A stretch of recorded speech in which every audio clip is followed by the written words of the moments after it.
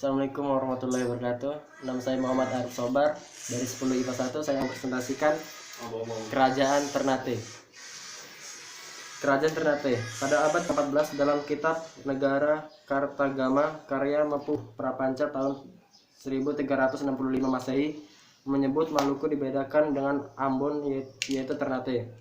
Hal itu juga dapat dihubungkan dengan hikayat Ternate yang antara lain menyebutkan Maluku, artinya Ternate, Tidore, Jilolo, dan Bacan. Pada abad ke-14, masa kerajaan Majapahit sudah sering terjadi hubungan pelayaran dan perdagangan antara pelabuhan-pelabuhan, terutama Tuban dan Gresik. Dengan daerah itu Ternate, Tidore, bahkan Ambon pada abad tersebut, pelabuhan-pelabuhan yang masih di bawah Majapahit juga sudah didatangi oleh pedagang muslim untuk memperoleh komoditi berupa rempah-rempah, terutama cengkeh dan pala. Para pedagang muslim dari Arab dan Timur Tengah lainnya itu juga sangat mungkin mendatangi daerah Maluku. Hikayat Ternate menyebutkan bahwa turunan raja-raja Maluku, Ternate, Tidore, Jailolo, dan Bacan berasal dari Jafar, Sadik, dan Arab. Dalam tradisi setempat dikatakan bahwa Raja Ternate ke-12 bernama Molomatea 1350 sampai 1357 Masehi bersahabat dengan orang-orang muslim Arab yang datang ke Maluku memberikan petunjuk pembuatan kapal.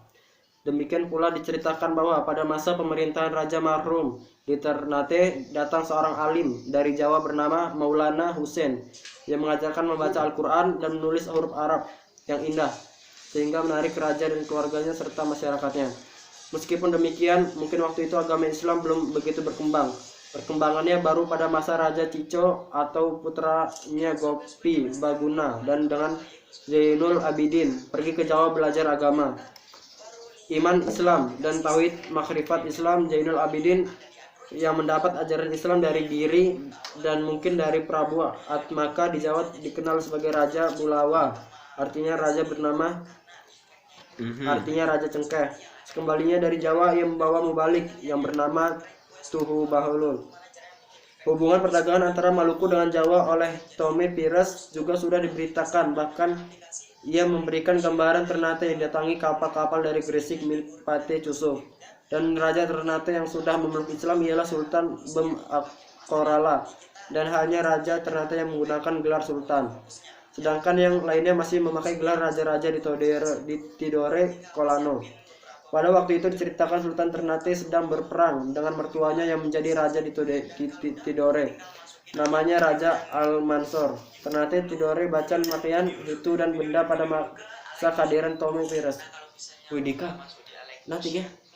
Jangan di-stop dulu, Widika. Masih lanjut nih. Bacan, Makian, Hitu, dan benda pada masa kehadiran Tome Pires. Sudah banyak yang beragam Islam. Bila Islam memasuki daerah Maluku, Tome Pires mengatakan 50 tahun lalu, yang berarti antara tahun 1460 sampai 1465. Wih, Dika. Udah santuy, edit.